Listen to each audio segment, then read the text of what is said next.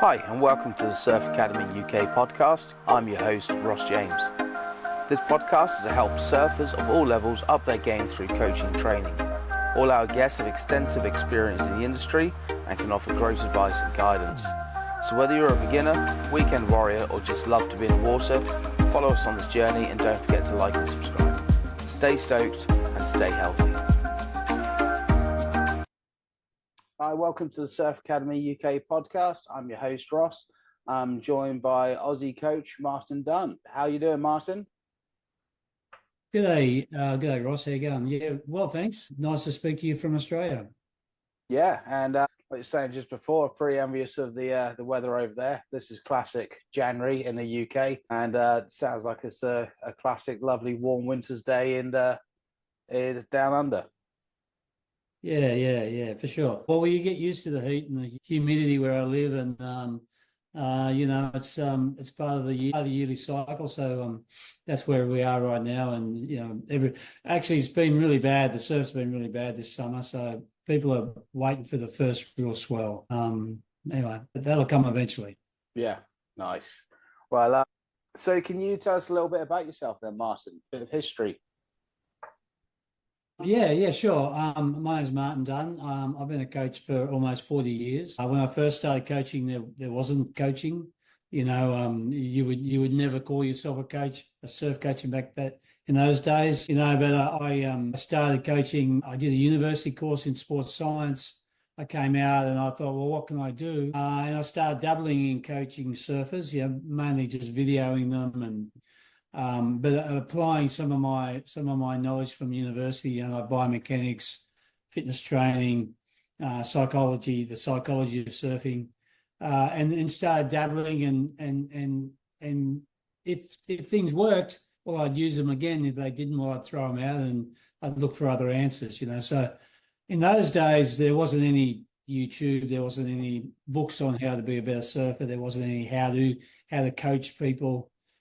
So I read everything. I read how to be a faster runner, how to play tennis, swimming coaching, and all of those. Coaching surfers is fundamentally the same as coaching any other sport, except for the idiosyncrasies of our sport and also the way people think and how they operate. And so from those early years, I kept on coaching. I loved it. I had a supportive wife, which was important because there wasn't any money to be made in those days. If you like, I looked at myself as like a struggling artist, doing what they love to do, but there's no income coming in. It was a baptism of fire, if you like. The other thing about being a coach in those early days was the fundamentally that people didn't really respect what you did. They didn't, they thought you were a bit of a fool. In some cases, they brushed you off as a bit of an idiot. But I knew from doing my scientific course at university that surfing could be coached just like any other sport. And as long as you had a motivated athlete or a motivated surfer, they could improve their performance. And so that kept me going. Actually, interestingly, back in the early 90s, I worked for a company called Hot Tuna because I was a part-time coach more than a full-time coach. And I read in one of the surfing magazines promotional material about the type of articles people read, and about pro surfers or where you go for a holiday or whatever. Anyway, one of them was instructional how-to articles, and in their literature, in their marketing thing, they said that over 90% of people read the how-to articles. So even in those early days, people were interested in being a better surfer, and so that gave me some hope and some vision that if you stick around long enough in this industry, that there may be an income to be had. From there, I built my skills. I train people and I train them regularly. I ended up being the New South Wales coach for 10 or 12 years. I ended up being the Australian coach. I've been the Peruvian coach. after I left Surfing Australia in 2014. I was a Peruvian coach. I've coached internationally, all over the world, all over the surfing world. Not so much in Europe, but in the Pacific Rim, I'm well known and I do a lot of work. And now I do a lot of work online as well through my online website, eastsurfr.com. And I do video reviews of people who send me videos. So I'm engaged. I still love what I do. I've still got a passion to help people. As long as they want to be a better surfer, I can help them be a better surfer. And I do pretty well every day. I'm doing something as far as working with surfers or building products for surfers. Nice. Sounds amazing. And I think from my experience, I've been a personal trainer for about 14 years, surf coach about the same. I got into personal training from surf coaching. As you can imagine, Europe in the summer is flat as a mill pond for a lot of the time. And so you got a lot of landlocked surfers who just were asking questions. How do you stay fit? Like, I might not surf for 3 months. And if you're a bit of a social bunny and you're going out, you're on a few drinks and a lot of food, blah, blah, blah, and you're working a sedentary job, you may not have a decent level. And that's sort of one step forward, two step backs almost. Every time you paddle out, you're almost having to start from scratch. I suppose that's what it was like back then. Obviously, Australia is so much further ahead in surfing in the UK. And I'd probably say it's fair to say it's in with the mainstream sports of football, tennis, rugby. They're all, it's up there. Like, it's not frowned upon to be a surfer, especially if you live within 20 miles of the coast. Whereas the UK, it's, yeah, you surf. I went surfing once in Cornwall.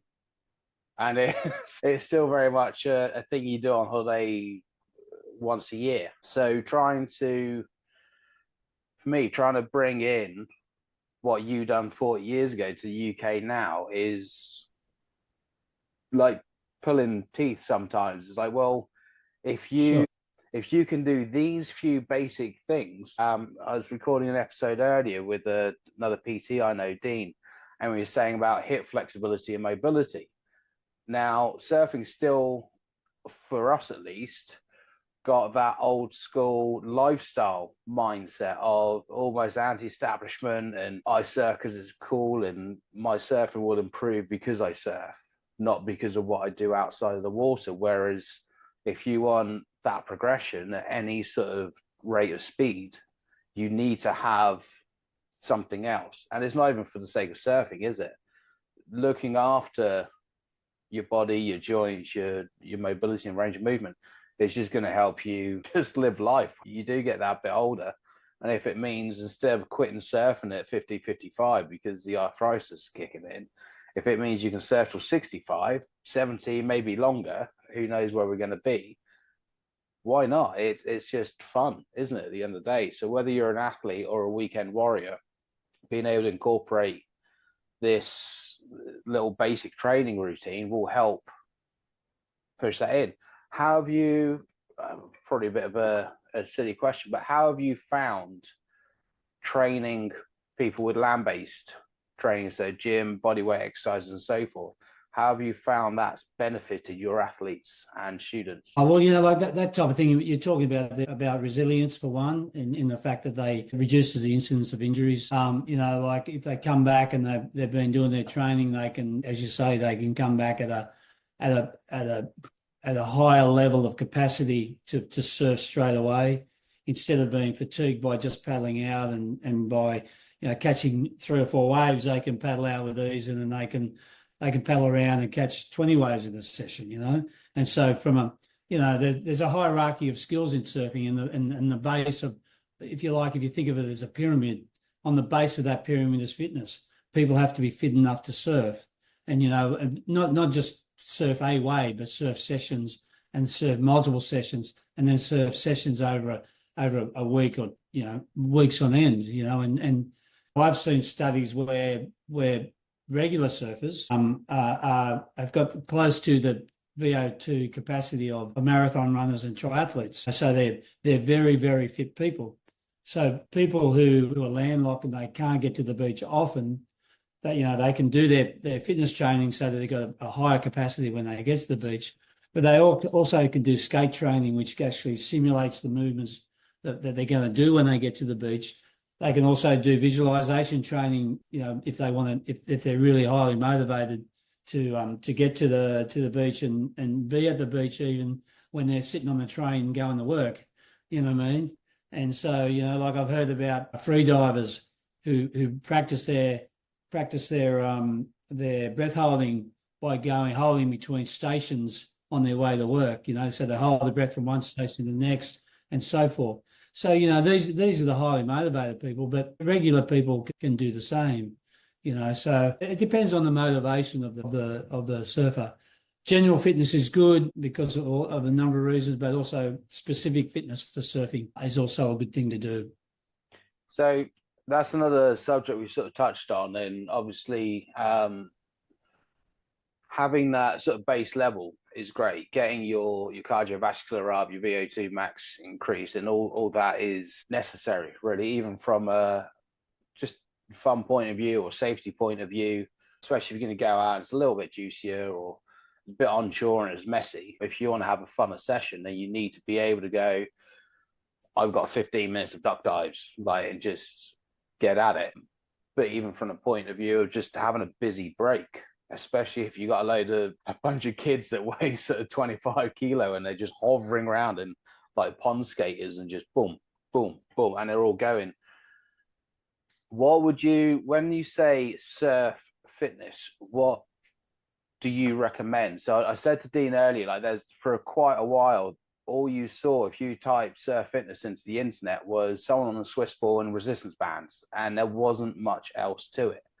Now, coming from more of a strength training background, I personally know the benefits I used to do a bit of strongman training. Now, people will go, why would you mix strongman with surfing? Well, one, I'm not going to be consuming 5,000 calories a day and trying to squat 250 kilo, but I'm going to take the elements, the tires, the ropes, the sled pushes and the yokes, all of that has got loads of carryover and is incredible for building up your general strength in your body.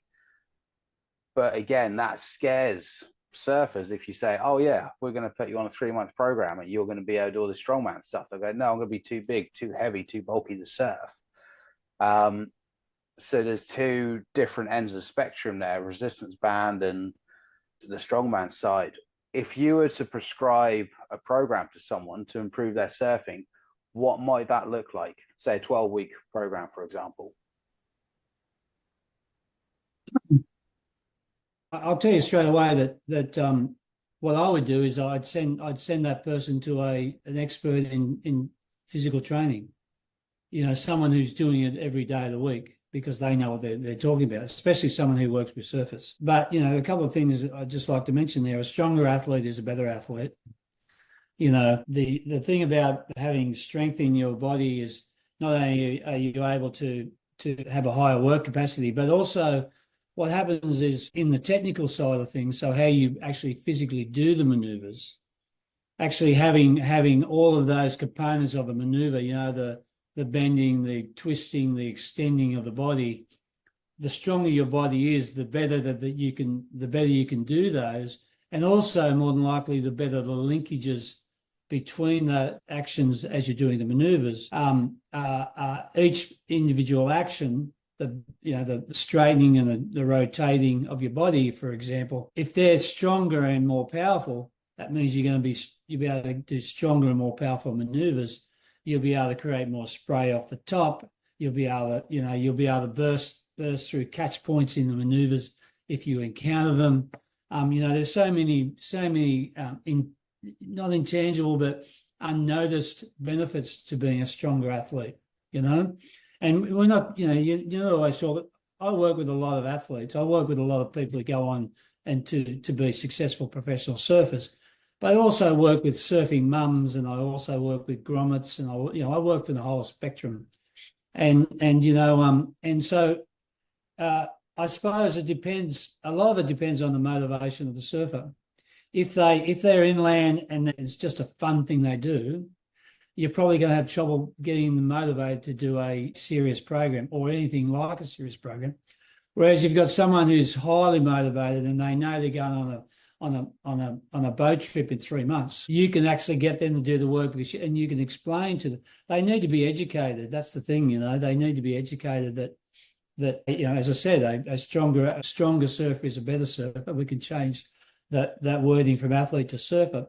But really, anyone who's a regular surfer is really an athlete, because they are physically better than those around them, because of the physical demands of being a surfer. Most of my work I do is teaching people better technique and better decision making when they surf, right? And so a component of that is if they are fit enough to surf, well then you can work on their maneuvers and their decision making in an effective way. As I said, underlying everything in a performance is you've got to be fit enough to be able to do the performance. That's just like if you have an international rugby player, he comes down the beach, he's a highly fit individual.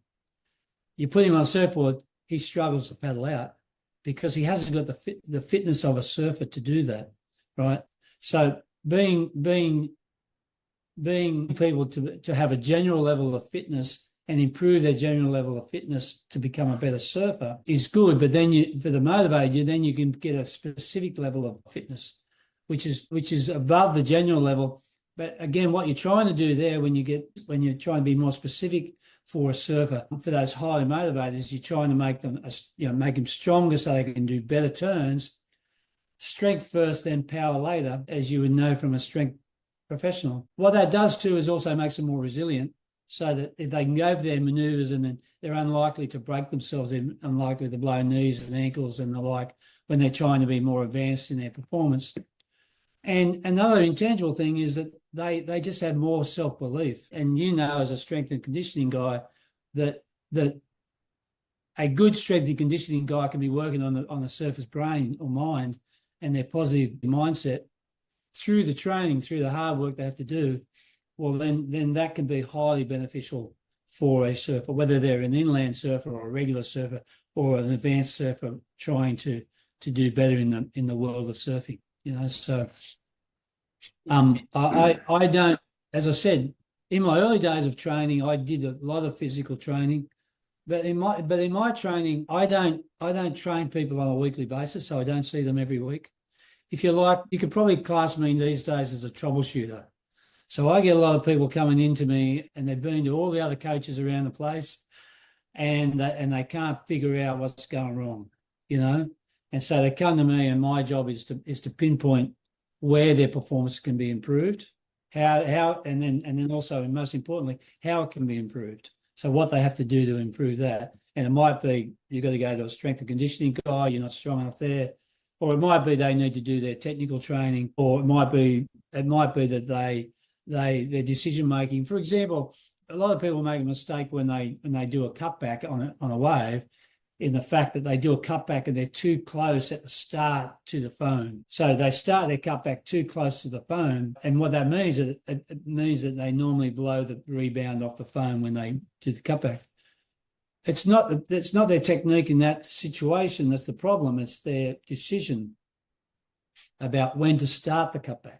A lot of people are really good surfers, but a lot of people make really bad decisions. And so anyway, so that's the work I do. And so anyway, and if you like, I would prefer to work with a team of experts. So sending a motivated person to you that you can work out the 12-week program, and then they come to me for their technical and the higher order skills, if you like, if they're so motivated.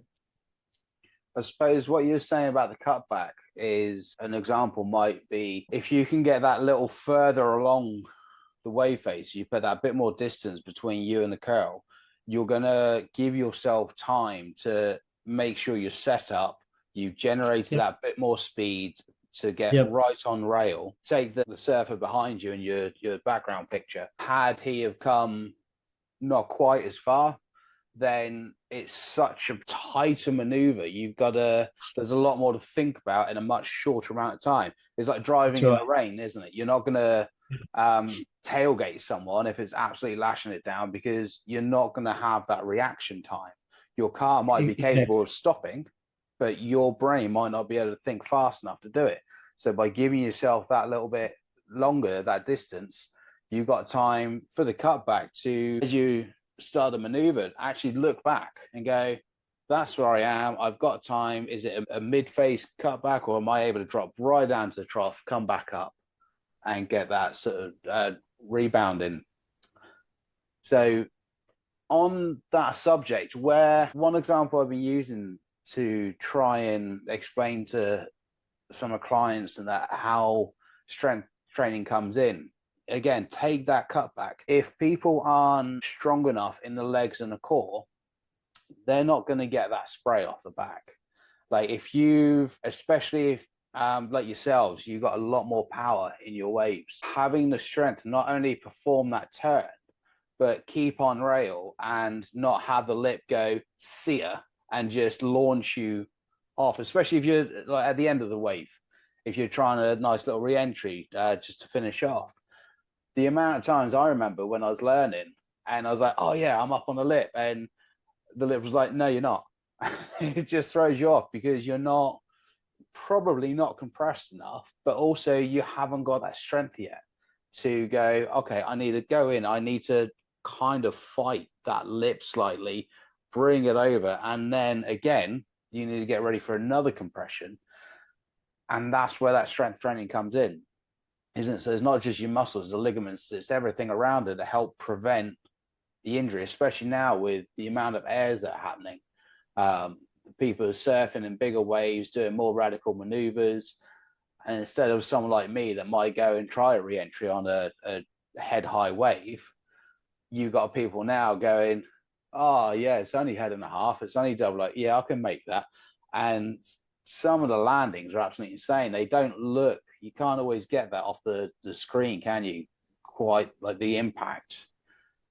Well, that's right. You know, the strength is not only to do the maneuver, it's also to handle the impacts. But what you're rightly saying, you know, it's you've actually got to be able to, you know, hitting a 1 foot lip is different to hitting a 6 foot lip. You know what I mean? Like if you like, you got to match power with power. And you know, it's like, again, if I go back to the rugby analogy, you know, if you've got a 15 stone prop forward running towards you, you know, unless you're at the very elite level, you don't go around his chest, you go around his ankles, you know, and you use biomechanics to bring him down rather than brute force, you know. And so, you know, if you've got to match power with power, and that's a big part of being able to do that is having the strength and the coordination to do that. You know, as far as landing a maneuver, I've had WCT surfers, so World Championship surfers, send me videos of them landing difficult maneuvers. So these are, you know, pitching lip finishes. These are aerial maneuvers. They've sent them to me because their consistency isn't high enough. And sometimes most of those guys are strong enough because they do a lot of strength training. You know, they've got the physical capacity to do it. But a lot of time, what it is their recentering isn't good enough. So they're landing on their heels instead of the balls of their feet. And when you're landing in a difficult situation, when fractions of an inch or millimeters of lean make the difference because there's so much power and speed and so much force involved, their landings have to become perfect. And so if people have imperfections in their landing, which they can normally make, like these high level surfers can normally make, but in the really critical ones, the ones that score their big points in high level competition, that's when that little imperfection where they're landing on the heels actually makes them wobble, makes them sometimes fall backwards and lose it, makes them just show lack of control instead of showing absolute control. Well, at that level, it's essential that those maneuvers are performed perfectly so the judges can't have any negative connotation to the maneuver. But the thing about that is that you learn that perfect technique when you're learning to finish 1 foot waves. So if you've got coaches there and you're working with a young surfer or just a recreational surfer, and you're seeing them land, and then when they land with their, you know, too straight a body, or they land where they get bounced off, or they land with that and they fall backwards. That's an opportunity for you to actually teach that person to land in the perfect position, which is a body position of chest over front knee. And if you land chest over front knee, you land on the balls of your feet. Okay. And if you watch all the best, actually, I was watching Italo this morning on the WCT promo video because the pipe's supposed to start, right? And you'll see Italo does one aerial, and you'll see right at the end of the aerial, he lands chest over front knee. Like he really works hard to get into that chest. So he snaps down into that body position.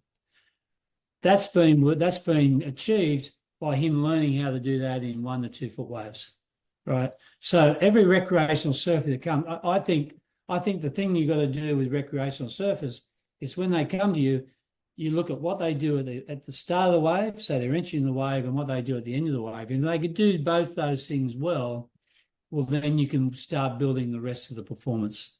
And so, and part of the entry into the wave is, they pop up, they paddle in, they pop up, what they do, where they drop to the bottom, where they cut across to get their speed. And there's, for some surfers, there's 12 months work in just that. You know what I mean? Without worrying about the physicality of it, just from a decision making, from a confidence point of view. So, the reality with surfing is there's so many things interrelate at all times at every single level of performance. And you go, well, how come those guys can be so good? Well, they're so good because they've perfected it over time, or they've been trained in an effective manner. Okay, but I'll come back to it. Underpinning everything is strength and conditioning. It holds every other skill above it. In my world, most people just from surfing every day, they've got the capacity to surf well with a high level of fitness. But if they want to do better, they need to go and see a strength and conditioning, and they need to improve that, because a stronger surfer is a better surfer. Resilience, more power, more spray, all that sort of stuff. For the recreational surfer, they could go into 6 to 8 week programs. If they're going on a surf trip, why they should, without a doubt, go and do a strength program. That's going to improve them. And they should also, be part of that, they should do skate training. If they're inland surfer, they should be doing a lot of skate training, because they can perfect it as long as they're doing it correctly. It's like doing the squat and doing the clean and jerk. You've got to have the right technique. And it's the same when you use the skateboard. You've got to have the right technique. Otherwise, what happens is you're training yourself to have poor technique when you go surfing. So, and there's a lot of stuff out there now on how to skate correctly. Some of it's not worth the paper it's written on, but there is some good stuff out there if people are keen to go down that path. And the other thing, just finally on skate training, it's also a good training. It's also a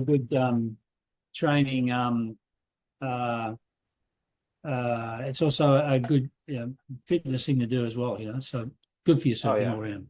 And it just comes back down to reps, doesn't it? Like you say, reps with good technique. Especially if you are inland and you've got a nice dry day, or you can go somewhere indoors, just getting them in. Because, like you say, if you've got a trip booked up, like I don't know what it's like from your way, but I went to Bali a couple of years back, and from the UK, you're looking at not far off £1,000 now for a return flight. And then, although you can live pretty cheap, I think 3.5 weeks cost me about £2,000. Now, had I have gone there and not been training in the gym consistently beforehand, I'd have probably had more of a shocker. The surf wasn't great. Hardly any swell. Like Belangen, Jimbaran, none of that was working. I ended up staying around a corner from Ulu's and over towards Greenballs, because it was only them spots that were working. Ulu's was only shoulder high, maybe head high on a couple of days. So I go to sort of Greenballs, Yang Yangs, because there was more waves. There was just a little pulse of swell there. But you go up to Nusa Dua, and again, it was foamy and longboard waves. I would have been absolutely gutted to go there, having a fight with everyone at Hulu's to try and scratch into a wave and not have the fitness to do it. And you think, well, you're going to drop a couple of grand on a decent trip. You want to make the most of it. You don't want to do it sort of half-assed. So ensuring your body's in good shape. You're not going to take your car for a cross-country drive if you haven't done a decent oil change, you haven't checked the water levels, the tire pressures. Is getting everything where it needs to be. What I'm curious with, obviously you trained a lot of people over the years. What would you say are the three most common, I'll use the word faults for lack of anything else, that you've noticed over the years? The three things you've noticed that you've got to work on with most customers. Well, it depends on their level. There's different different levels. There's a developing surfer who's someone who's just starting to learn how to do their turns. There's the intermediate surfer who's doing turns, but they're perfecting those turns, or they're trying to learn new turns. And there's the advanced surfer. Number one, with probably the first two categories, is that probably 78% of people can't create horizontal speed. So they haven't learned the technique effectively of being able to take off, turn on takeoff, and create speed to get down the line quickly, right? So that's a major issue for a lot of people. And the thing about having speed is that it's important as a preparation for maneuvers I'll do further down the line. Or speed is really important when you've done a maneuver and you need to get to the next maneuver quickly. So it's really fundamental. And in all sorts of surf, especially in small wave surfing, if you can surf light on your feet, but because you've got the technique of being able to generate speed by using your body. In small waves, there's not a lot of power, so you've got to create it with your own body. So unweighting the board, throwing yourself down the line, it's a crucial error. Another one at that level is a lot of people, they don't like turning their head, which, if you don't turn your head when you're surfing, like what I mean by that is you need, before you get to the top of the wave when you're doing a re-entry, a lot of people don't turn their head to look away before impact. Before impact's the thing. They need to begin the maneuver before they actually hit the section, and that's all part of the process. And what a lot of people do is they don't turn their head. A lot of time, if you don't turn your head, what happens is your hips lock. So any upper body rotation you get, if you don't turn your head sufficiently, but you do turn your upper body away from the lip or the foam or whatever you're doing, what happens is that often the hips lock, and any rotational power you get out of your body at the start of the maneuver doesn't go through to your board effectively. Yeah, you need to coil up, don't you? Yeah, that's correct. Yeah, it's about coiling and uncoiling. And so a lot of people, they don't turn their head, so you've got to teach them how to turn their head. Also, as part of that, it's actually teaching them how much to turn. Because they can turn a little bit or they can turn a lot. And I have a little thing where I talk about, if you imagine the clock face. So above the lip is say from 10 to 2. So you're trying to hit the lip, say with an orientation of 11 or 12, you're going vertical. But when you do that, you're looking down to the 7 or the 6. You're right. You're looking to the, so I talk about the 6 o'clock position, the 7 o'clock position, because it's not only for me as a coach, I've got to actually say to people, okay, I want you to turn your head more. Well, we can all turn our head, but to what extent? Right. So you've actually got to have more, you've got to be more specific to people. It's like a coach says, oh, you got to go higher, right? You got to go higher when you hit the top. But how high is high? Do I go so the nose is just above the lip, or should I go halfway up, or should I go so the fins are breaking free? So, I talk about, you got to go high enough so your front foot's above the lip. So a lot of time getting to a certain position when you're doing maneuver solves all the problems, right? So that's another one, turning your head, both forehand and backhand. A part of that turning your head is often when people turn their head, they want to look down the line too quickly. So turning your head until the maneuver is fully completed is a big advancement for a lot of people. And the third thing is this chest over front knee when finishing. So generating speed, do people turn their head enough when they do the different maneuvers, whatever the maneuver is? And are they able to finish a maneuver in a chest over front knee body position? Okay, so there, and as I said, you're teaching that to a grommet or someone who's just learning how to do a finish. But in my world, I'm actually teaching that to a WCT surfer who doesn't quite finish in an effective way, or they don't finish difficult finishes in a controlled way, then I'm actually reteaching them, I'm retraining them at that level, so that those big high scoring points that they can get, they can be got in a regular basis by actually fine tuning their advanced performance. And don't forget, the way to think about it is, don't forget that when you look at the pro surfer, someone who you admire out there, not all of them got perfect technique, okay, but they got pretty good technique because they're good surfers, you know what I mean? Yeah. And so the way I explain it is that those people at the top level, they've learned how to do all the maneuvers of surfing, so their technique is pretty good. But you can compare them to, say, to a pianist. So when a pianist learns how to play the piano, they've actually got to learn the scales. And they've got to learn the scales, and they learn the scales, and they do the scales. And you can imagine Kelly Slater, and I've heard about Kelly Slater in his early days where he'd go out and he'd just practice his bottom turn, bottom turn, bottom turn. Yeah, so it became perfect, right? And so these people, they learn how to do their maneuvers just like a pianist or a guitarist or a musician learns how to do the stuff. And they can get to it, and they get to a certain level of proficiency, if you like. And then what happens is that once you get to a certain level of proficiency, then you can improvise, right? And so if, just like in a musician, once they get to quite a good level of proficiency, they then can learn how to do jazz. Well, they start to do jazz, you know, and they start to mix. The pro surfers, people look at, oh, you know, John does it that way.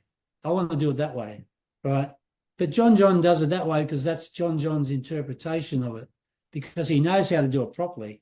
But his interpretation a lot of the time is much more advanced. There's much more nuances in it because he's got the capacity to change things, because he's like a jazz player in a musician, you know what I mean? So, but fundamentally, you got to have good strength levels, you got to have good fitness level, so that then you can create good technique above that. And then once you've got that, then you could start to play around with your performance. But until you've got both those things under control, you know, you're going to be making consistent errors, which is frustrating, takes the fun out of it.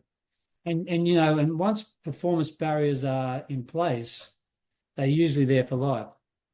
You know what I mean? And whether that's a strength or it's a technique thing or it's a decision-making thing, it's there for life, because they just don't know how to fix the problem. Right. That's it. And I think nowadays, obviously, it's a lot easier with sort of video analysis. You got the wave pools popping up everywhere.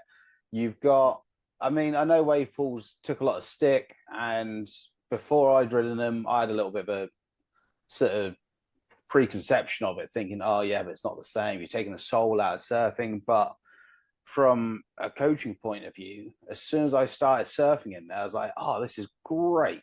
And if you get a little bit OCD about your surfing, you're like, right, I really want to nail this. I said to someone in an episode the other day, one of the other coaches, when I was at the one in North Wales, happened to mention one day, I'm not opening my hand up on my backhand turns. I was like, all right, okay. Surfline had a camera there, so I looked back, zoomed in, because it was too tight to pay for the actual membership, and I could see it. Like my hand was just there as I was coming round, so getting the camera was there. I wasn't opening up that hand, and that was it for the whole next week. Every staff surf I could get on, anytime a customer didn't turn up, and I was able to just throw a rashi on and jump in. That was it. I didn't even want to go right on the regular foot. I was on my backhand, just going right, left hand, left hand, left hand every single time. And man, it made a difference. Like some of the best top turns I've ever done in my life. Probably throwing a load of spray, which would have been cool, but I didn't see it. And that was another lesson I got taught a few years back, was if you want to get a nice big sort of halo of spray, don't look at it. Just hope someone's captured it on camera. Because like you're saying about using your head and turning it, if you start looking, going, oh yeah, I'm going to do this turn, and then try and look up to see if you've got a 6 foot spray, you're not going to make it. You've not put enough power and strength and effort into that turn to get that sort of plume thrown up. But Yeah, well, a lot of people can't get that because they don't go up high enough up the wave. And I talk about, you got to drive up high enough so you're breaking the top fin free. Okay, if you look at the image behind me there, you can see there's a lot of spray. Well, that's caused, yes, because I've had a lot of speed going up into the maneuver, but also the fact that I've gone right to the top of the wave. A lot of people just don't go to the top of the wave. They only surf the bottom 2/3 of the wave. They don't get into the area where spray can be created. And so there's a technical component to it, but there's also a decision component where does the surfer go high enough? High enough up the wave. And often the problem is that they haven't gone high enough up the wave. Or one of the significant problems is they haven't gone high enough up the wave. Okay, so like the problem. Can I say the problem with coaching worldwide right now is that there's not a standard agreement on what's right and what's wrong. You know what I mean? Like you're describing then that you're lifting the hand or turning the hand. I've got another take on that, but the thing about it is that I've got to take that coach has got to take, and everyone's got to take on it. And what coaches have to do is they've got to start getting the eye in about what are the issues and what are the solutions to those issues. And right now in the coaching world, what happens is that there's a lot of people out there who are giving who aren't giving the professional advice that they should. Because I was up in Portugal. I've been in Portugal the last couple of years running camps, and I'm working with inland surfers, people from Poland, Czechoslovakia, Ukraine, Germany. All those sort of people come in. A couple from Wales, a couple from Ireland. And they come in and when I'm talking to them, they're going, "Oh, no one's ever told me that before." And I said, "Well, how many have you been to coaches before?" They said, "Yeah, we've been to heaps." And I'm thinking, why haven't they picked that up? This is just stock standard. Why aren't they picking up those skills? Because the coaches haven't been taught. They do their level 1, level 2, which is good. It's a base, but from that, they need to then go, okay, well, what are all the major areas of cutbacks, for example? What are the areas? What are the decisions that people are making that are wrong? And there's nothing really out there at the moment. Well, I'm actually writing that right now. I'm writing a 2-day seminar on evaluating surfing performance, because it's all about, and I'll probably have that as a product online in the next 6 months. But it's all about the case that we as practitioners is that we have to actually be able to diagnose the problem. In the gym, it's a pretty easy thing to do because you're right next to them, you can see their technique and whatever. When someone's out the back and they're surfing and they're a long way away, and so you've got to look for the different cues about whether someone's doing it correctly or not. Like an obvious cue is they wipe out. You know what I mean? But the other cues are, well, do they maintain their speed? Do they stop at the end of a maneuver? If they stop at the end of the maneuver, they've obviously performed the wrong maneuver, so they've made the wrong choice, or their technique has been faulty, right? So if they hit the top and they go over the back of the top when they're doing re-entry, it could be 3 or 4 different reasons why that happened. You know what I mean? At the moment, the coaching advice around the world, it just isn't up to scratch to be able to pinpoint all of those areas. You know what I mean? So it's great that you got some advice that helped you, and that's the job of a coach, is to be able to do that. And so it's pleasing to hear. I'm actually going down to the wave pool next week in Sydney. Sydney's opened one just recently. Yeah. And I'm working with an advanced surfer there, and he sent me footage. And he's a really good surfer, this guy. And I'm thinking, I've got to take my A-grade coaching game down there, So anyway,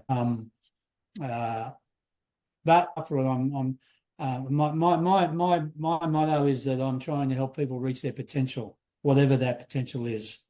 Okay, so if it's a recreational surfer, it might be helping them generate speed and finish clean. That might be their potential, right? Finish successfully, For an advanced surfer, it might be, well, making the Challenger Series or the WCT, so and all of those different facets in between. So, that's why it's such a great thing to do, is because you're being challenged every day by people who want to be better. So it's a great thing to help people be more successful, and as you know, as a coach and as a strength and conditioning guy, it's a wonderful career. That if you get into it and you understand it well, you can, anyone knocks on your door, you can help them be a better surfer, and that's a positive thing. It's like what you said towards the beginning. Strength and conditioning works for anything. It's the basics of anything. Whether you're dealing with someone that just needs to walk better, maybe they got an issue like plantar fasciitis, or they've just been a builder all their life and their knees are shot.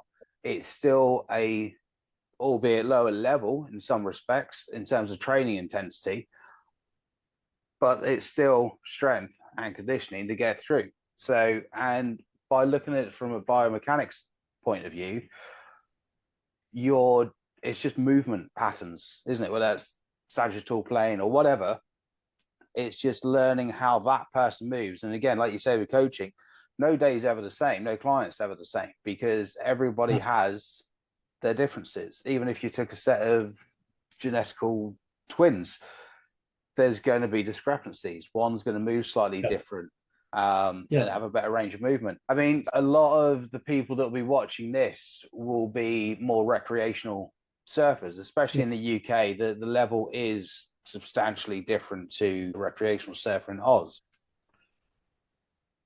I would probably say, I think, what would your advice be for even just picking the right wave? So surfing is getting really popular. It's getting crazy busy, even in this country. I was talking to Dean earlier. We surf Bournemouth. Bournemouth's all right. It can be a fun-shaped wave. And on the very rare occasion it gets head high and above, it's super fun. But so many people go from London all the way to the other side of the county. You've got hundreds of people that will just flock to the south coast to surf when it works. Now, I would say, like you say, fitness, mobility, but also looking at how are you going to catch that wave? Because if you don't know what wave to look for, you're going to struggle. You're going to be exerting a lot of effort and focus on everybody around you. But if you can go, okay, well, it's actually peaking up here and you can see that little bowly section coming up, you might be able to catch a nice, albeit smaller wave, but a runner that breaks. What would you say are the main things to look out for to catch a wave? Well, wave catching starts on the beach.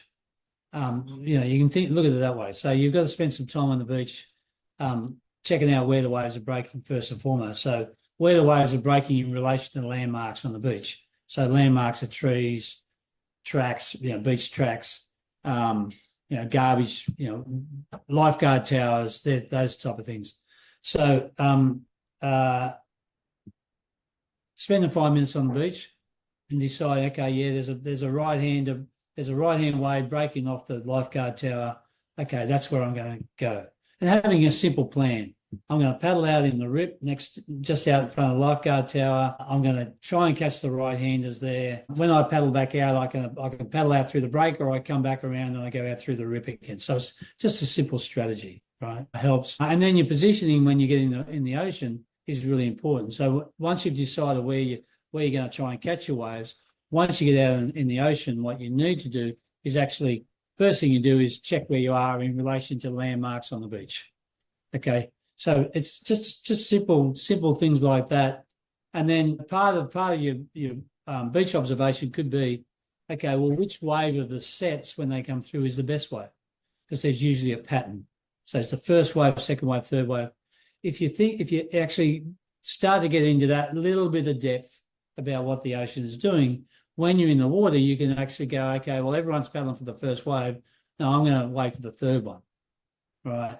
And that means usually the third one, you haven't got as much competition for that wave. And then, obviously making sure you're on the wave, you're trying to catch the wave where it initially breaks. So you're trying to take off on the peak. Developing surfers, inland surfers, people who aren't there on a regular basis, a big problem they make is that they try and paddle for everything.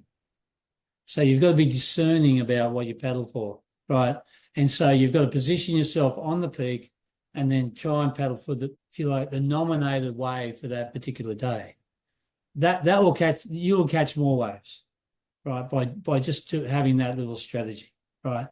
A lot of people also, what they do is they paddle for waves, and inland surfers, they paddle for waves and they stop paddling too early, right? So what that means is they don't break the ledge at the top of the wave. So the ledge is the part of the wave that throws out, if you like, or it crumbles off the top of the wave. There's probably about the top, it depends on how sucky it is, but probably the top quarter of the wave is the ledge that throws out. Well, when you paddle for a wave, you actually got to paddle so that you're actually in front of that ledge before you pop to your feet. Okay, so people talk about a solid push from the wave. You'll feel a solid push. The board will have a momentum of itself. Well, once you feel that, well, you pop up. But a lot of people don't. They paddle on the wave and then they pop up too early and they get hung up in the top of the wave and then they go and then they fall over the back of the wave so they don't actually physically catch the wave. Or they paddle into the wave and they get caught on the ledge, and then they get held up momentarily, and then they either nosedive, or if they do make the drop, they usually get caught behind a section they can't get to the open face. Okay, so paddling, you're paddling into the wave so that you break the ledge is extremely important. And from my experience, probably at least 50% of people, 50% of novice surfers have that problem, right? So, and it's easy to fix up. You just say, so I just want you to take 1 or 2 extra strokes, okay? 1 or 2 extra strokes before you pop up. Really easy one to fix. But then they've got to maintain their focus in the ocean, and that's not always an easy thing to do because keeping focused in the ocean is another skill that people have to learn. Yeah, there's a lot going on with surf, and I think that's one of the reasons a lot of people stay with it is you can then go into that sort of meditative side of it where you're not worried about everything going on at home and blah, blah, blah. Because even if it's just a small little waist height day, you're just out there on a foam, you say, you're still focusing on a wave. Like you're waiting for that next wave. So all the BS that's going on land doesn't exist for that time you're in the water.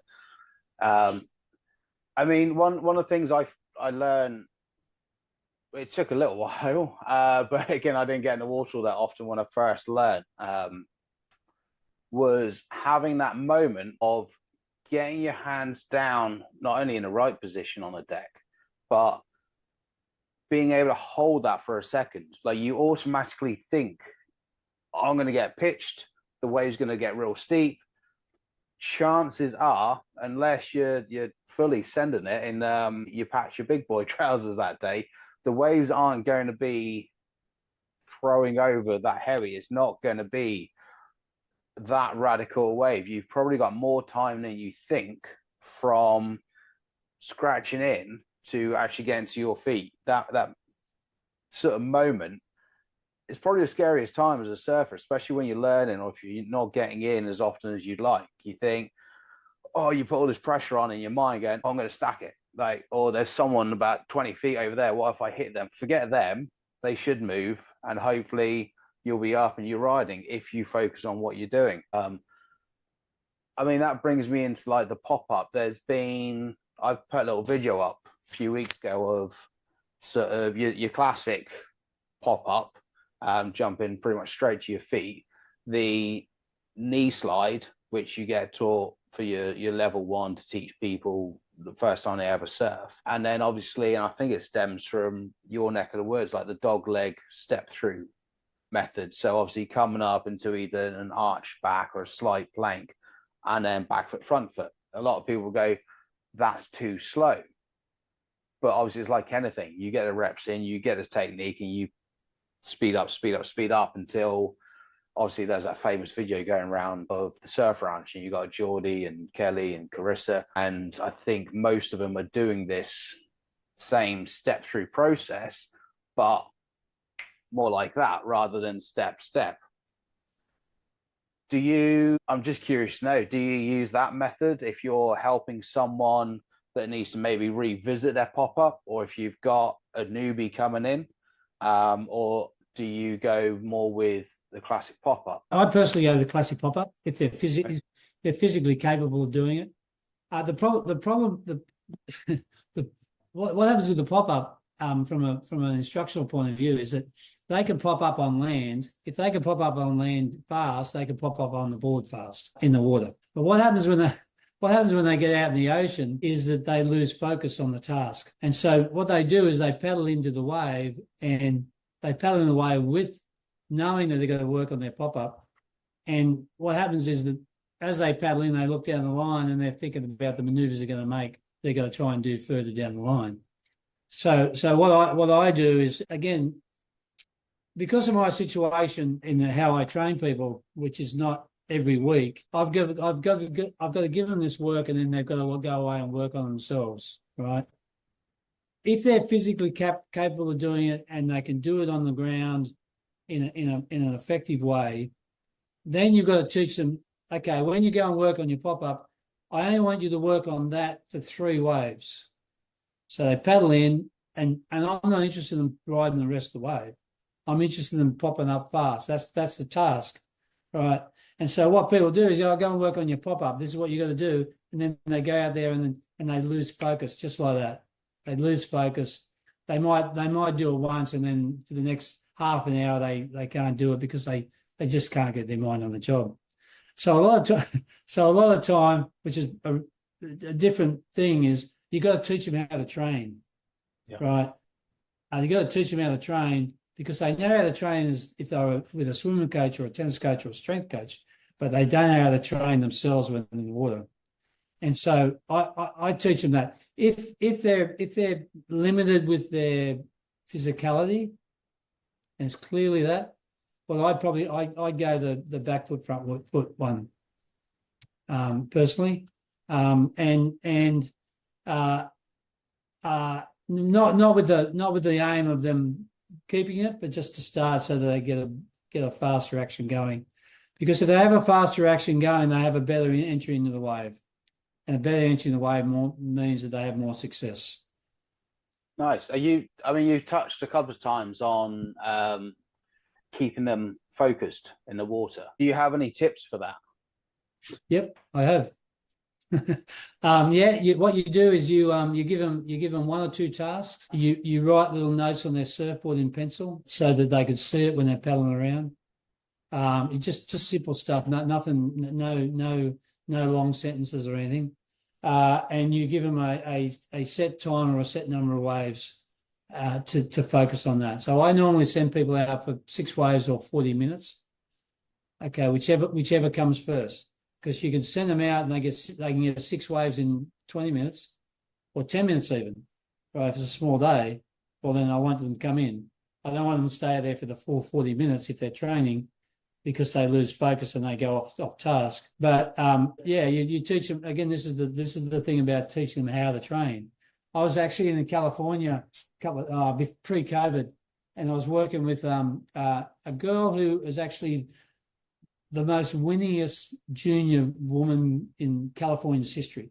So she was a really good young surfer. Had aims of being a professional surfer. She never went there in the end, but that's another story. And when I was there, the first time I trained her, I told her, I want you to go out and come back and see me and blah, blah, blah. She never came in, right? She never came in. So anyway, the next surf, so I'm filming her. So we go back and review the video. So wasn't all lost. Next surf, I say, listen, I want you to go out 6 waves, 40 minutes, come back and see me. She never came in. Right. And it twigged on me, it twigged to me that clearly she didn't know how to train. Right. This was an elite surfer, elite junior surfer in California, and she didn't know how to train. And I thought, you know what? I bet you most people don't know how to train.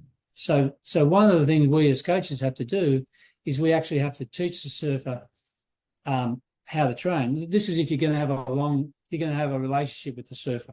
If they're just coming in for the day and there's not a lot you can do there. But if you're working with someone they want to be better, So that that was I'd been a coach for over 30 years at that point, and it wasn't until that moment when I twigged on that and I go, okay, you know what, that's the reason why a lot of these people don't get it, because they lose their focus. They go out there and they see a mate and they start talking about the movie they saw on Netflix, or we're going to the Mentawais next month, and and irrelevant to what they're training. You know what I mean? So because if you don't maintain focus on task, the results of the training will be indifferent or non-existent. Yeah, it's funny you say that. I've got a friend, and he'll know exactly that I'm talking about him if he watches this. And he goes, it's same as in the gym. If you want to get efficient results, I'm not saying you can't get results by not following the program, but if you want efficient results faster, a program's the way to go. But he's one of those that he's played American football, he does a bit of surfing, he played basketball, but both the basketball and American football, he played at UK college level. And his name's actually around and about. He done extremely well. But when it got to the gym, it's a nightmare. And I've told this to his face. It's like, just shut up and do what you're told. He'd go in and go, I might do a bit of that now, or I'll do a few little leg presses. I'm going to load the leg press up with all this weight. And he'll smash out a few reps. I'm like, you are a bit of an anomaly. But one day that hamstring is going to go ping because you haven't done a single warm up. But then he'll go, I need a throw. So he's dumbbell and he'll just do this. And he's like, yeah, sports specific. I'm like, no, it's not. It's an injury waiting to happen. And he's all over the place. Bit of a tangent there, but it just comes straight into my head when you said about that, and he fit the bill. By having that structured program, and even in surfing, if you want to get better, you need to be able to break it down. Again, our trip to Bali, although it was a bit swell sparse, whenever there's a wave, like I knew my next session, because it was busy, I was like, right, I want to refocus on learning the wave again. I haven't surfed Uluwatu in 10 years. I want to get acquainted with that wave again and go, right, this is a good takeoff spot, but I'm going to go surf closer to the secrets rather than anywhere near racetracks because everyone's down that end. I'm going over here because you had multiple peaks. It was under head high. And then the following day or a couple of sessions later, I was like, right, today is just nailing my bottom turn. Another session will be, right, speed generation and just going back to basics because you're in one of the best spots in the world to use as a training ground. And again, the advantages of having the wave pools is you can literally break things down and go, right, for the first 5 waves, follow the surfing process. You paddle, then you catch the wave, then you take off, then you bottom turn, then you do whatever the wave's going to allow you to do. You can break them down into those sessions and go, right, intermediate setting, 20 waves, cool. I'm going to do 4 waves of takeoff, 4 waves of bottom turns and so forth. It's nice to be able to break that down. So I've just noticed we've gone past the hour mark and could probably do another couple. Before we go, have you got any tips that you'd like to, that you feel would benefit people? If you could give one piece of advice, what would it be?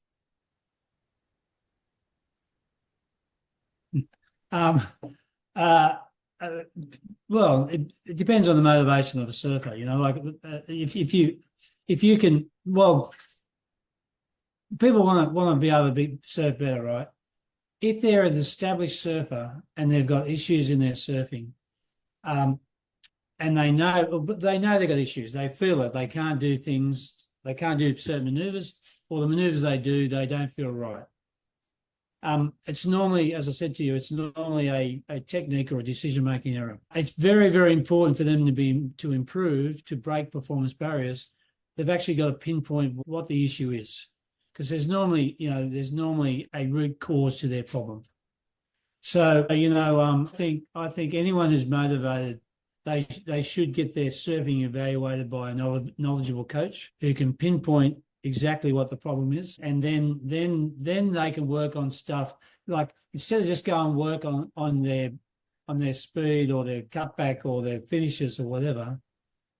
If they go out and I'm going to work on my finishes today, right, and their finishes are a problem, what happens is that they're just practicing the things that they're doing wrong. So they're reinforcing their errors.